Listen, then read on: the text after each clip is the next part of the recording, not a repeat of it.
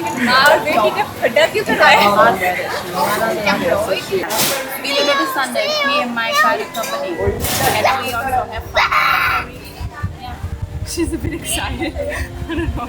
Có này hàng nổi chưa? Oh, okay, strong coffee. हमारे पीछे Vietnam की सबसे टॉलेस्ट बिल्डिंग है कॉल्ड लैंडमार्क 81। लाजवाब है। वियतनाम, हम तीनों का ख्वाब था वियतनाम विजिट करने का since we set foot on our South East Asia tour. और अपनी पिछली एपिसोड में हमने क्रॉस किया था फ्रॉम कैम्बोडिया टू वियतनाम। आज हमारा फर्स्ट दिन है इन वियतनाम और हम हैं हो ची मिन सिटी में। लेकिन ऑफ कोर्स हम अपना पहला दिन ट्रेडिशनल वियतनामीज खाने के बगैर नहीं शुरू कर सकते। So that is exactly what we are going to be doing first. लेकिन इस वीडियो को आप सब ने एंड तक देखना है बिकॉज आज का दिन बहुत इंटेंस और बहुत अमेजिंग होने वाला है। Keep on watching. हाय। अच्छा तो सबसे पहले ग्रैब मंगाइए। ग्रैब में बैठ के हम लोग जाएंगे फो मुस्लिम और उसके बाद फिर शुरू करते हैं हो ची मिन का सफ़र। आर यू फ्रॉम हो ची मिन? हो Chi Minh? Yes. This is our first time in Vietnam.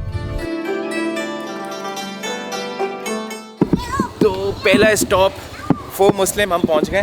अच्छा ये बेसिकली जो पूरा एरिया है यहाँ पे मुसलमानों की काफ़ी आबादी है, पॉपुलेशन है। अभी हमें रास्ते में मस्जिद भी नज़र आई थी।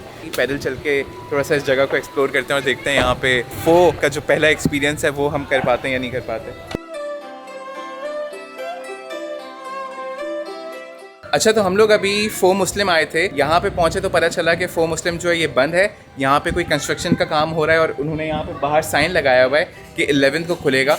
तो हम यही सोच के आए थे कि एक तो हमें यहाँ पे फूड ट्राई करने का मौका मिल जाएगा क्योंकि ये हाईली रेटेड है पूरे हो ची मिन में और सबसे बड़ी बात ये हलाल है। और यहाँ पे ना सिर्फ फो मिलता है वियतनामीज़ जो सबसे पॉपुलर स्टेपल फूड है, उसके अलावा यहाँ पे बान मी भी मिलता था। तो अब हम कोशिश ये करेंगे कि थोड़ा सा पैदल चल के मस्जिद की तरफ जाएँ। हो सकता है वहाँ पर हमें कोई फ़ो या बान मी की दुकान नज़र आ जाए जो हलाल हो। तो थोड़ा सा एक्सप्लोर करते हैं इस जगह को और ढूंढते हैं फ़ो।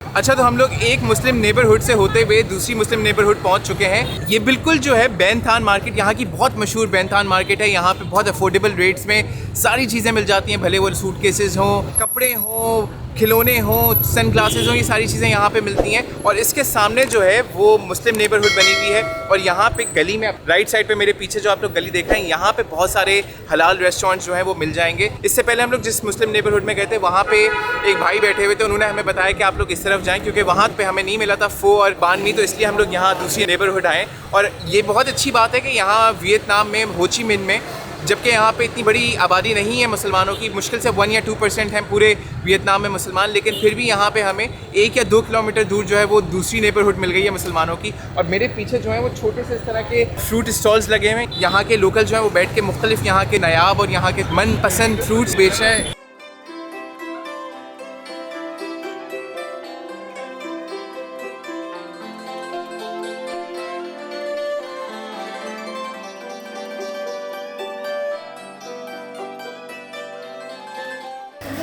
Chicken banh mi. Chicken no. You have beef?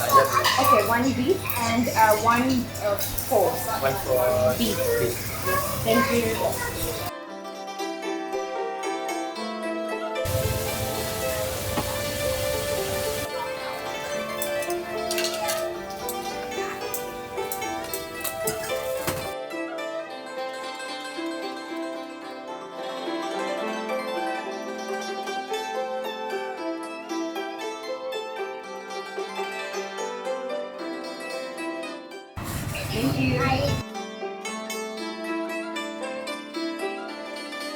अच्छा तो यहाँ पे गर्मा गर्म बान मी जो है वो आ चुका है हमारे पास। और बान मी ट्राई करने से पहले मैं थोड़ी सी इसकी हिस्ट्री बताना ज़रूरी समझता हूँ। वो इसलिए क्योंकि मैंने आज से पहले किसी भी नाश्ते के आइटम की कभी भी इतनी डिटेल हिस्ट्री जो है वो नहीं सोची थी कि होगी, और कभी मैंने तसव्वुर नहीं किया था कि किसी भी नाश्ते की चीज़ को खाने से पहले मैं उसकी हिस्ट्री में इतना इंटरेस्ट लूँगा। कुछ लोगों के लिए बानमी जो है वो बेसिकली सिर्फ और सिर्फ एक नाश्ते का आइटम है। उनको ये लगता है कि यार ये फुल ऑफ कैलोरीज है, पूरे दिन जो है आपको एनर्जी देगा, और एक साफ़ सुथरे से पैकेज में आएगा, बन होगा, उसके अंदर मीट होगा, हर्ब्स होंगे, खा के हमारा पेट भर जाएगा और पूरा दिन गुजर जाएगा। तो कुछ और लोगों के लिए बानमी जो है वो बेसिकली रिप्रेजेंटेशन है यहाँ पे जो डेथ ऑफ कॉलोनियलिज्म हुआ था, जो यहाँ पे फ्रेंच कॉलोनियलिज्म था, फ्रेंच लोगों ने यहाँ पे जो रूल किया था, और उसके अलावा यहाँ पे जो रेसिज्म यहाँ के लोगों को बर्दाश्त करना पड़ा था उन लोगों की तरफ से, उसके अलावा जो बिगेट्री और जो बुरे रिमार्क्स वो पास करते थे यहाँ के लोगों के ऊपर, उसकी एक तरह से अक्कासी करता है बानमी। और वो इसलिए कि जब फ्रेंच रूलर्स यहाँ पे रूल कर रहे थे तो उनका कहना ये था, उनका सोचने का तरीका ये था कि ये वियतनामीज़ लोग जो हैं वो इनके ग़ुलामों की तरह यहाँ पे रहें और ग़ुलाम बन के रहें, और इसलिए उनको ये लगता था कि जो हमारी बिगेट है या जो हमारी ये ब्रेड है या इस तरह की जो भी हमारी डेलिकेसीज़ हैं फ्रेंच जो यूरोप से आई हैं, जो वो अपने साथ लेकर आए थे, वो खाना जो है वो उनको नसीब ना हो, और वो उनको मना करते थे कि तुम लोग जो हो वो चावल और मछली और नूडल्स खाने वाले लोग हो, तो तुम लोगों को ये खाना जो है वो नसीब नहीं हो सकता।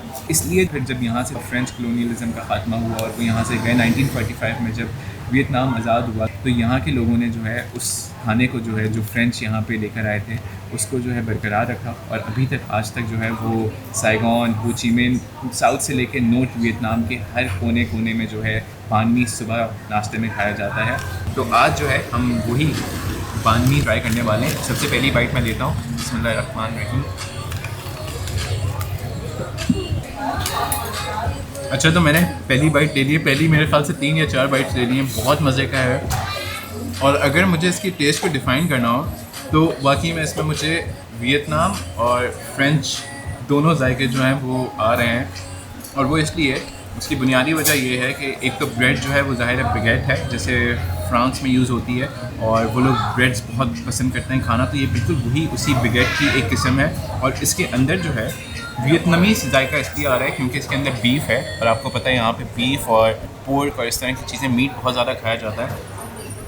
तो अंदर जो है प्याज है, सिलांट्रो है, टमाटर हैं, उसके साथ यहाँ पे कुछ मुझे हर्ब्स और स्पाइसेस भी नज़र आ रहे हैं, जैसे काली मिर्च है, नमक है, और मज़े की बात यह है कि थोड़ा सा सॉस इस्तेमाल किया गया है, उसके साथ यहाँ पे थोड़ी सी क्रीम भी इस्तेमाल की है। तो वो थोड़ा सा यूरोपियन जो इन्फ्लुएंस था उसकी निशानियाँ हमें यहाँ पे नज़र आ रही हैं कि एक तो ब्रेड है, फिर वो क्रीम इस्तेमाल की गई है, उसके साथ साथ जो सॉल्टीनेस है, जो सावरनेस है, जो मीटीनेस है, वो ज़ाहिर है बीफ से आ रही है, और प्याज और सिलांट्रो और ये सारी चीज़ें से आ रही हैं। काफ़ी सिमिलर है जैसे हम लोग पाकिस्तान में बेकरी आइटम्स खाते हैं सुबह नाश्ते में, जैसे वहाँ पे सैंडविचेस मिलते हैं, डोनर कबाब मिलता है, काफ़ी सिमिलर है उससे, लेकिन ज़ाहिर है ब्रेड की जो क्वालिटी है वो थोड़ी सी अलग है।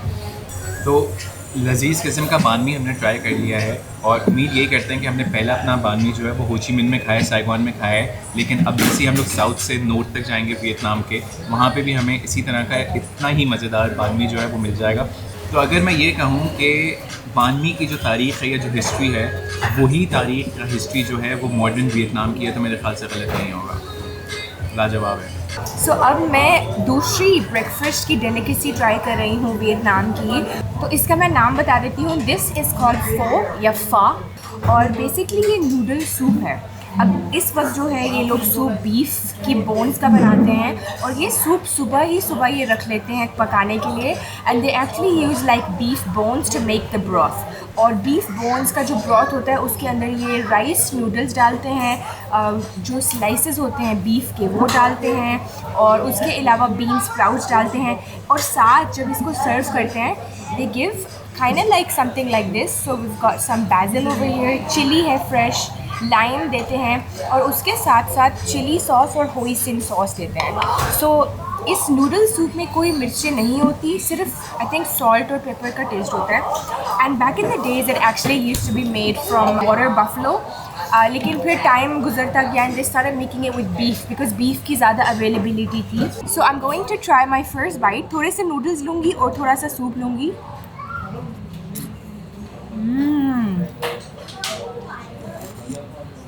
ओह दैट्स अमेजिंग। अच्छा, मुझे ना एक चाइव्स का टेस्ट भी आ रहा है और स्प्रिंग अनियन का भी आ रहा है, और वो भी इसी ब्रॉथ में, इसी नूडल्स में मिक्स किया हुआ है। And that delicious soft rice noodle is so yummy. ये इनका ब्रेकफास्ट स्टेपल है। इस डिश से वियतनामीज़ लोगों को पूरे दिन के लिए एनर्जी मिलती है। And to be honest I think ये लोग ब्रेकफास्ट लंच और डिनर के लिए प्रेफर करते हैं, लेकिन यूजुअली ब्रेकफास्ट आइटम होता है ये।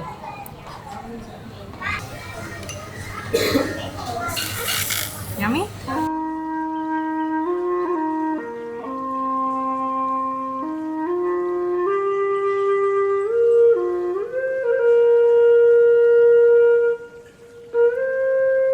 बीच में खड़े हो गए।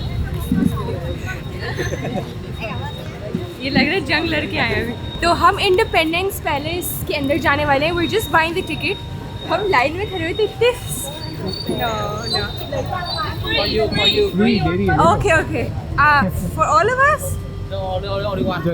Okay okay. तो यहाँ पे हम टिकट लेने जा रहे हैं। मुझे पता नहीं एक औरत ने फ्री दे दी है।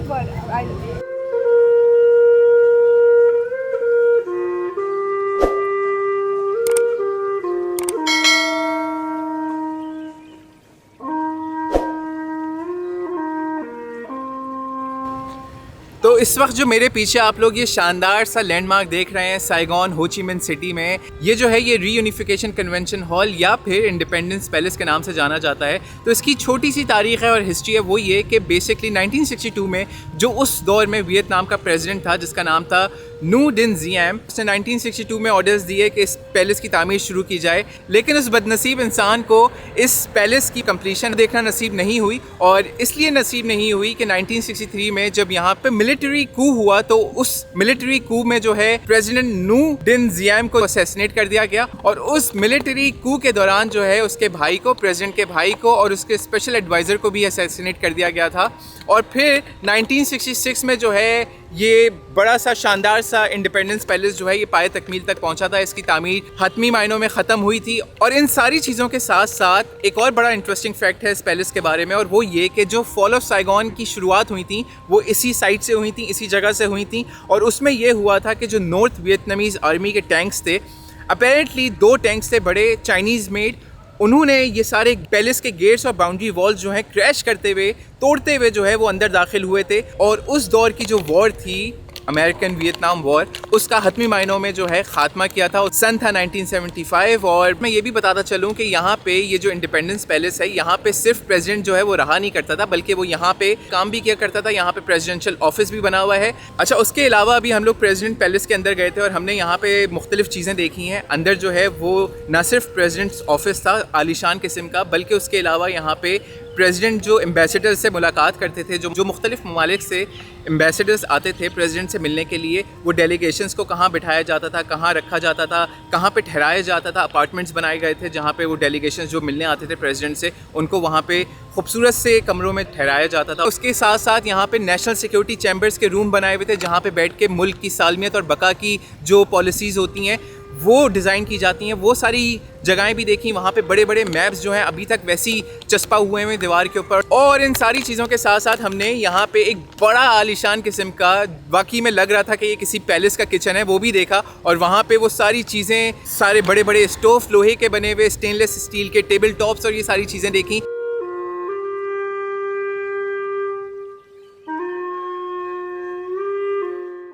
अच्छा, तो इस वक्त हम लोग मौजूद हैं इंडिपेंडेंस पैलेस के बंकर रूम में। तो बेसिकली यहाँ पे बहुत सारे छोटे छोटे रूम्स बने हुए, कमरे बने हुए, जहाँ पे मुख्तलिफ लोग बैठते थे, वर्कर्स बैठते थे, स्टाफ बैठता था। उसमें चीफ कम्युनिकेशन ऑफिसर भी यहाँ पे बैठता था। पूरा कम्युनिकेशन का उन्होंने यहाँ पे निज़ाम बनाया हुआ था, जहाँ पे उन्होंने रेडियो रूम बनाया हुआ था, कम्युनिकेशन रूम बनाया हुआ था। उसके अलावा यहाँ पे जो प्रेसिडेंट था उस दौर में, उनका बेडरूम भी देखा है। जब किसी भी ख़तरे की जब उनको ख़बर मिलती थी तो वो लोग यहाँ पे आके जो है एक तरह से छुप जाते थे और यहाँ पे रहा करते थे। ये बड़ा सा तहखाना है और यहाँ पे छोटे छोटे उन्होंने काफ़ी सारे कमरे बनाए हुए हैं। उसके साथ साथ हमने यहाँ पे प्लानिंग रूम भी देखा, जहाँ पे बैठ के यहाँ के जो सीनियर ऑफिशियल्स होते थे उस दौर के, वो प्लानिंग किया करते थे। उसके अलावा जब कोई भी इस तरह का इनिशिएटिव लेना होता था कि जब उन्हें अटैक करना हो किसी मुखालिफ कुव्वत के ऊपर, तो उसकी सारी स्ट्रेटजीज़ या हिकमत अमली जो है वो यहीं पर बैठ के बनाई जाती थी।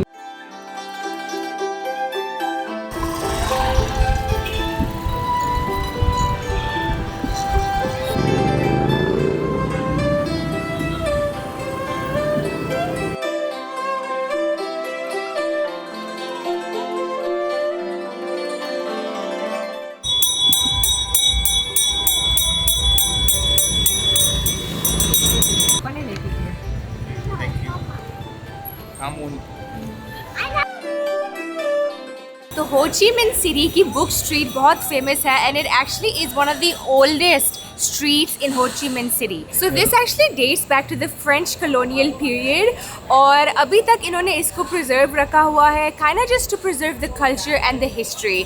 हम ये करेंगे, हम यहाँ से post cards लेंगे because जो हमारा next stop है वहाँ पे हमें वो post करने होंगे and this is the best street to get postcards, books हो गई, even stationery के items यहाँ पे बहुत popular है. उसके अलावा यहाँ पे प्यारे से cafes बने हुए हैं. So if you just wanna sit down, relax, read a book, this is the perfect place in Ho Chi Minh City to do that. So we're at a postcard shop. I have a postcard. I'm gonna write my dad's name and my name on it. तो finally हमें post cards मिल गए. They look so beautiful. Saigon लिखा हुआ है इन पे. We gonna buy these और वे भागेंगे post office की तरफ बिकॉज लग रहा है कि बारिश होने वाली है. So we gonna do this very quickly. How much is that please? No not this one. 28. Yes. Not this one, no. Okay. Come on. Come on. Oh. And ice cream Come on. also?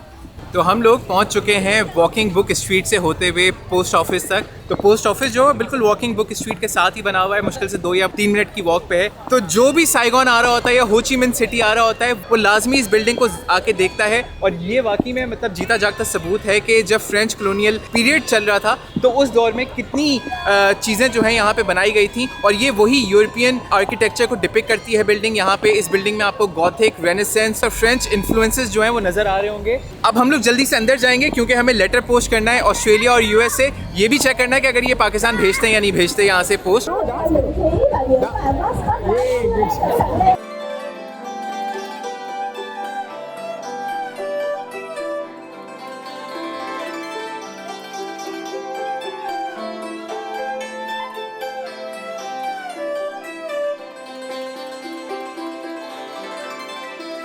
यहाँ post office के अंदर एक अलग ही माहौल है. I've never seen a post office like this one. एक तो बहुत ही मैसिव है, उसके अलावा यहाँ पे बहुत प्यारे किस्म के बुक मार्क्स, मैग्नेट्स, सूवेनियर्स मिल रहे हैं and you can just buy them right here. और बिल्कुल अक्रॉस यहाँ पे प्रॉपर पोस्ट ऑफिस वाले डेस्क्स बने हैं and you can post stuff from right there.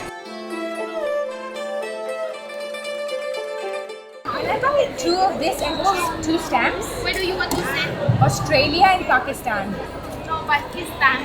No Pakistan? Do you guys send it to India? Yes. Okay. India जाती है post. Australia and America. Okay. I want to see it. Yes, yes. Thank Thank you. you. तो हमने post cards ले लिए थे book street से. बहुत ही प्यारे किस्म के पोस्ट कार्ड्स हैं और फिर एनवेलोप्स लिए हैं. They were like 3,000 dong each and then we have gotten stamps. This is the best day ever. Thank you, Naya.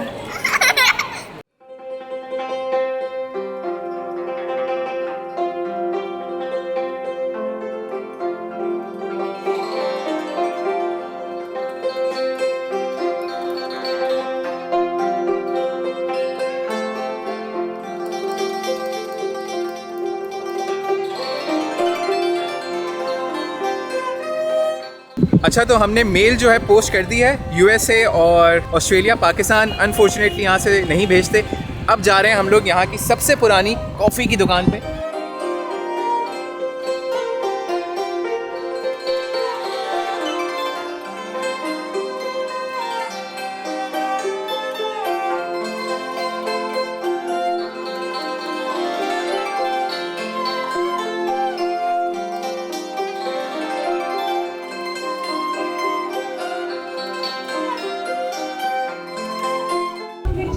Is there anything you would recommend in point? For today we have coconut milk. You can add it to the iced coffee or iced coffee with condensed milk. Is it good? Yes. Okay. Special. Okay. You too. Thank you. तो अब हमें kitchen में इन्होंने बुलाया है और पुराने तरीके से ये लोग कॉफ़ी ब्रू करेंगे. ये बहुत रेयर है कि ऐसे अभी भी हो. Có này Hà Nội chưa? Okay, strong coffee.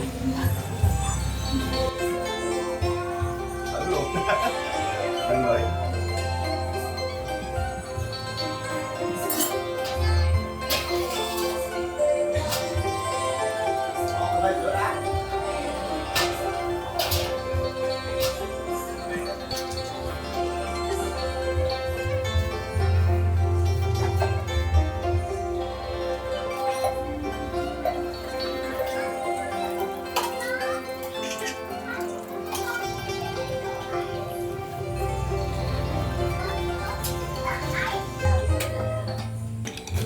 This is the oldest coffee shop in Okay, Ho Chi maybe. Minh. I think it is, right? Yes.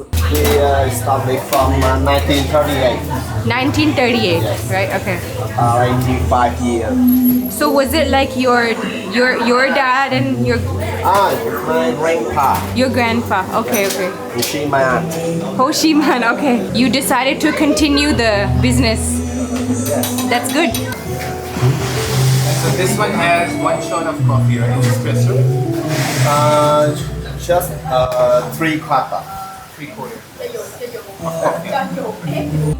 तो हम पहुंच चुके हैं चियो लियो कैफ़े और ये one of the oldest cafes है in all of Saigon. It dates back to 1938 और हमने यहाँ पे वियतनामीज़ स्पेशलिटी कॉफ़ी ली है. ये है यहाँ की फेमस कोकोनट कॉफ़ी और ये पीना ज़रूरी है when you come to Vietnam. So जिन बीन्स के साथ ये कॉफ़ी बनती है they are actually different to the other beans that we usually have. Vietnam जो है ये दुनिया का सेकंड लार्जेस्ट प्रोड्यूसर है कॉफ़ी बीन्स का और जो बीन्स वियतनाम से निकलते हैं देयर द रोबस्टा बीन्स और जो रोबस्टा बीन्स हैं इनमें डबल कैफीन होता है as compared to the arabica bean. तो यहाँ पे हम वीक कॉफ़ी भी ले सकते हैं, स्ट्रॉन्ग भी ले सकते हैं.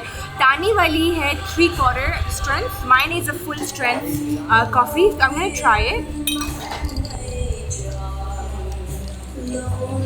ओह वाव, बहुत मज़ेदार मीठी कंडेंस्ड मिल्क वाली कॉफ़ी है.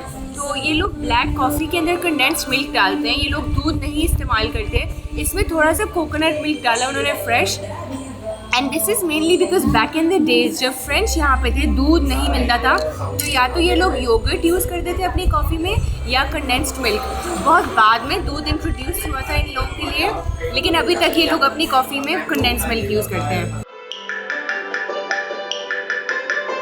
तो ओल्डेस्ट वियतनामीज कॉफ़ी ट्राई करने के बाद हम लोग पहुंच चुके हैं साइगॉन वाटर टैक्सी के स्टेशन पे. तो यहाँ पे हमारा प्लान ये है कि हम लोग वाटर टैक्सी या फिर वाटर बस में सवार हों और फिर पूरा जो साइगॉन रिवर है उसके अलॉन्ग जाएं और यहाँ पे पूरा एक सिटी टूर लें बेसिकली. तो इस वाटर टैक्सी या वाटर बस को जो है वो बस की तरह से उन्होंने डेकोरेट किया हुआ है. इसके जो कलर्स हैं वो येलो और वाइट के ऊपर मबनी है. अगर आप इसको देखें तो ये बिल्कुल ऐसे लगता है कि बस की तरह है लेकिन पानी में चलती है तो इसलिए इसको वाटर बस या वाटर टैक्सी कहा जाता है. अच्छा, यहाँ के लोकल्स इस वाटर टैक्सी के बारे में ये कहते हैं, ये ओपिनियन रखते हैं कि अगर आपको हो ची मिन्ह सिटी या साइगॉन जो है इसको सही मायनों में और कम टाइम में एक्सप्लोर करना है या यहाँ की जो टॉल बिल्डिंग्स हैं, हाई राइज बिल्डिंग्स हैं, यहाँ की एक फ़ील लेनी है, इस वाटर टैक्सी से अच्छा ऑप्शन आपके पास नहीं है कोई और. सबसे बुनियादी वजह यह है कि एक तो आप ट्रैफिक को बीट कर देते हैं, ज़ाहिर है पानी में चलती है तो ट्रैफिक की कोई टेंशन नहीं होती. तो ये वाटर टैक्सी या वाटर बस जो है अलॉन्ग साइगॉन रिवर जाती है और तकरीबन 11 किलोमीटर्स लॉन्ग डिस्टेंस के ऊपर जो है ये ट्रैवल करती है. Like the return, would it drop us back here? How to wait is that? 30?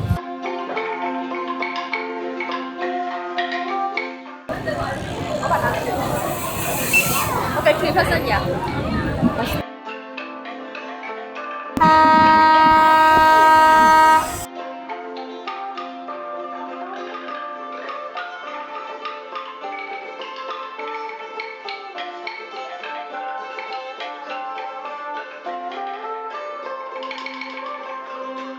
Water bus की राइड बहुत रिलैक्सिंग है. It's really different to the feel of Saigon because Ho Chi Minh city में एक busy एक कयोटिक feel है लेकिन जब आप वाटर बस में बैठते हो इट्स कम्प्लीटली काम, कम्प्लीटली स्लो. हमारे पीछे वियतनाम की सबसे टॉलेस्ट बिल्डिंग है कॉल्ड लैंडमार्क 81 और इनफैक्ट ये सिर्फ वियतनाम की नहीं, it's also the tallest building in south East Asia and it is called landmark 81 because 81 levels हैं इस पे.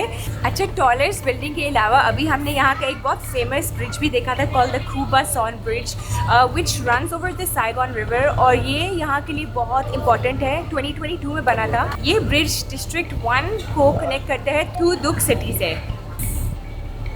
And a boat taxi.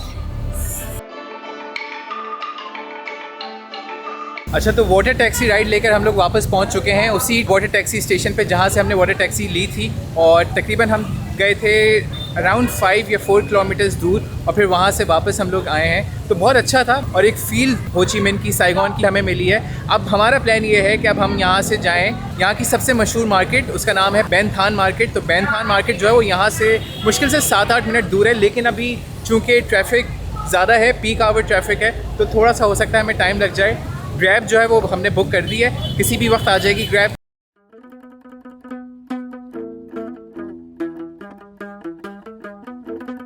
अच्छा तो बारिश आहिस्ता आहिस्ता तेज़ हो रही है, हम लोग पहुंच चुके हैं बैंथान मार्केट। अंदर चलते हैं जल्दी से और देखते हैं कि अंदर क्या सीन्स हैं। अच्छा तो हम लोग ऑफिशियली एंटर हो चुके हैं बैंथान मार्केट में, और एंटर होते के साथ ही जो फर्स्ट इंप्रेशन है मार्केट के बारे में, एक तो यहाँ पे हलचल बहुत है, रौनक बहुत है, गहमा गहमी बहुत है, लोग बहुत हैं। मुझे ये मार्केट जो है वो ग्रैंड बाज़ार जो टर्की में हमने विज़िट किया था उसकी भी याद दिला रही है एक तरह से, और लोग ही लोग हैं, दोनों तरफ यहाँ पे चीज़ें बिक रही हैं, स्टॉल्स हैं मुख्तलिफ, कपड़ा हो, चश्मे हो, घड़ियाँ हो, ज्वेलरी हो, लगेज हो, ये कोई भी चीज़ हो, वो सारी चीज़ें यहाँ पे मार्केट में मिल रही हैं। अच्छा इस मार्केट की मैं टाइमिंग्स बता दूँ तो ये सुबह 6 बजे जो है शुरू होती है और तकरीबन शाम 6 बजे तक जो है यहाँ पे बहुत रश होता है। और फिर मज़े की बात यह है कि शाम 6 बजे के बाद से लेकर रात 10 बजे तक ये मार्केट जो है वो कन्वर्ट हो जाती है नाइट मार्केट में। और यहाँ पे मुझे एक और चीज़ देखने को मिल रही है, ये कि यहाँ पे देसी बहुत है, मतलब ख़ास तौर पे अपने पाकिस्तानी, इंडियन, बांग्लादेशी, ये सारे लोग बहुत हैं। जो मुझे बुनियादी वजह समझ आ रही है वो ये कि एक तो ज़ाहिर है यहाँ पे चीज़ें आपको काफ़ी अफोर्डेबल प्राइसेस पे मिल जाती हैं, लेकिन उसके लिए आपको बहुत अच्छा बार्गिन करना आना चाहिए, क्योंकि यहाँ पे जो प्राइसेस हैं चीज़ों की, वो यहाँ के जो वेंडर्स हैं वो बहुत ज़्यादा आपको बढ़ा चढ़ा के बताते हैं, तकरीबन 10 से 15-20 गुना जो है वो आपको ज़्यादा प्राइसेस बताते हैं। तो अगर आप सही तरह से पैसे तय नहीं करवा सकते, आपकी हैगलिंग स्किल्स अच्छी नहीं है, तो फिर मेरे ख्याल से यहाँ आना जो है वो रिस्क है बहुत बड़ा, और आप यहाँ से हो सकता है जेब अपनी खाली करवा के जाएं। तो ज़्यादा बेहतर है कि अगर आप यहाँ आ रहे हैं तो आपको फिर पैसे जो हैं वो तय करवाने आने चाहिए। अच्छा तो बैंथान मार्केट की शुरुआत जो है वो तकरीबन 17वीं सेंचुरी में हुई थी, और कहा यह जाता है कि उस दौर में जो यहाँ के लोकल्स होते थे, यहाँ के जो मकामी होते थे, वो साइगॉन रिवर के अलॉन्ग जो है वो छोटे छोटे स्टॉल्स लगाते थे मुख्तलिफ़ चीज़ों के, मुख्तलिफ़ अशिया के। उसमें ड्राई फ्रूट्स हों, उसमें लगेज हों, हैंडीक्राफ्ट आइटम्स हों, कपड़े हों, चश्मे हों, घड़ियाँ हों, ये सारी चीज़ों के। और उसके बाद जब फ्रेंच जो कॉलोनियल पावर्स थी, जब उन्होंने टेक ओवर किया था साइगॉन का, वियतनाम का, तो उनके टाइम के दौरान जो है ये बैंथान मार्केट जो है वो कंस्ट्रक्ट की गई थी, तामीर की गई थी, और फिर देखते देखते जो है ये इतनी मकबूलियत पर फैली कि यहाँ पे दूर दूर से सयाह भी और यहाँ के जो लोकल्स हैं जो वियतनाम में रहते हैं वो भी विज़िट करना शुरू हो गए। इसके साथ साथ एक और इंटरेस्टिंग फैक्ट इस मार्केट के बारे में वो ये कि यहाँ पे तकरीबन कमो बेश 10,000 लोग जो हैं एक दिन में विज़िट करते हैं बैंथान मार्केट में। और रश का आलम देख के हमें अंदाज़ा हो रहा है कि यहाँ पे लोग क्यों आते हैं, क्योंकि एक तो चीज़ें बहुत ज़्यादा हैं, वैरायटी बहुत है। अच्छा और यहाँ पे तकरीबन 1500 से ज़्यादा जो हैं वो स्टॉल्स हैं, मुख्तलिफ़ चीज़ों के बूथ्स हैं, जहाँ पे मुख्तलिफ़ अशिया, मुख्तलिफ़ चीज़ें जो हैं वो मिल रही हैं और दस्तियाब हैं। One you just put the coffee powder in here, yeah, and you wrap like this. Okay. And in here have the 1 cup. And you just add the hot water. That's yeah. it. Yeah, that's it. And this one you're waiting for the coffee rocking it. You can add small sugar, milk, or something you want. Okay. That's the Vietnam side. Is it Vietnam coffee?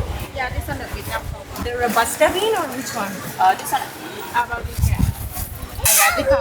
How much is this meat? This side. Yeah. This one. Normally I say 120 for 100 gram. If you get 250 gram, yeah, 300. Oh, too expensive. 5 minutes bigger. I discount for you like this. Yeah. We live every Sunday. Me and my side company. And we also have fun. Yeah. She's a bit excited. I don't know. Okay, how about like this? You last something already. Okay. I do feel like this. Very good. Okay, I'll come back. I'll think about it. How about You're like asking this one? 120,000 for 100 gram? Yeah. Can you do 50,000? Maximum you're right, how much? So we went from coffee to spices, और फिर उसके बाद यहाँ पे 4 bags और even normal bags, और फिर यहाँ souvenirs हैं. Hello. Xin chào. How much are these? 100? 120. Okay. 150. Oh, too expensive.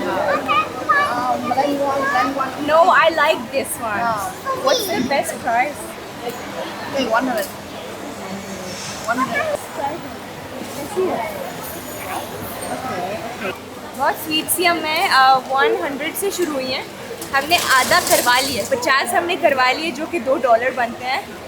लेकिन ये वाली स्पेशल है, ये वाली मैंने वैसे पहली दफ़ा देखी है. The kind of hand painted ones, in पर वियतनाम भी लिखा हुआ है, लेकिन मैंने सुना है कि ये $1 की मिल जाती है. सो अभी हम स्किप करेंगे. seashells हैं I think.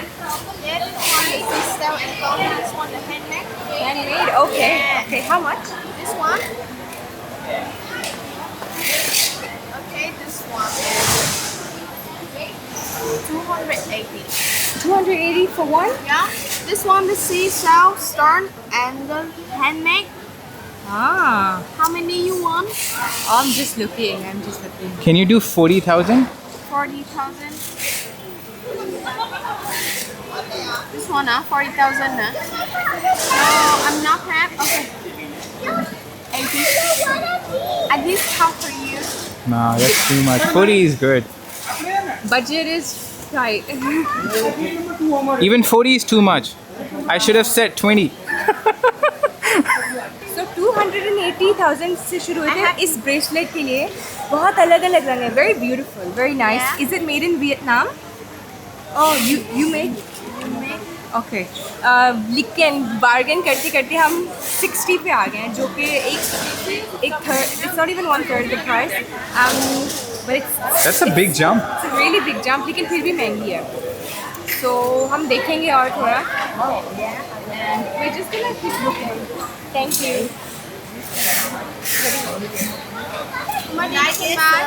Yeah. What's the last price you can do for this one?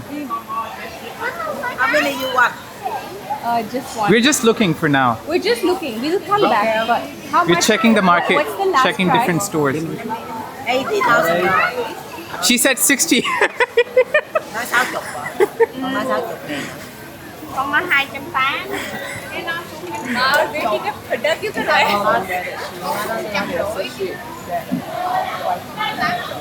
यहाँ गर्मा गर्मी शुरू हो गई है यार Con bán cái nó nhiều, con nói nó 60. Ok 60. Okay. Not 20?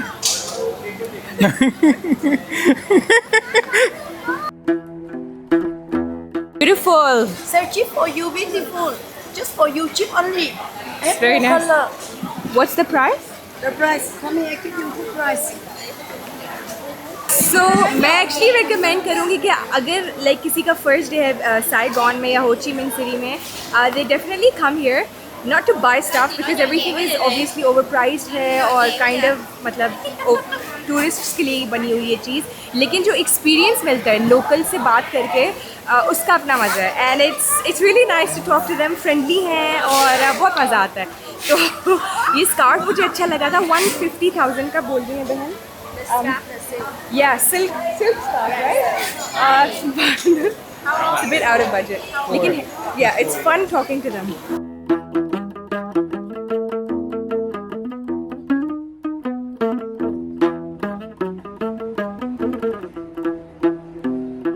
So Benthan Market हमने एक्सप्लोर कर ली है and we are right now in the district 1 of Saigon काफ़ी बिजी डिस्ट्रिक्ट है और मेरे पीछे आप सबको chaos नज़र आ रहा होगा तो इसी chaotic नोट पे हम ये वीडियो एंड करेंगे आज की ये हमारे साइगॉन और हो ची मिन और वियतनाम के फर्स्ट इम्प्रेशंस थे हमारे पहले 24 आवर्स थे यहाँ पे make sure you do give our video a big like and don't forget to subscribe to our channel अल्लाह हाफिज़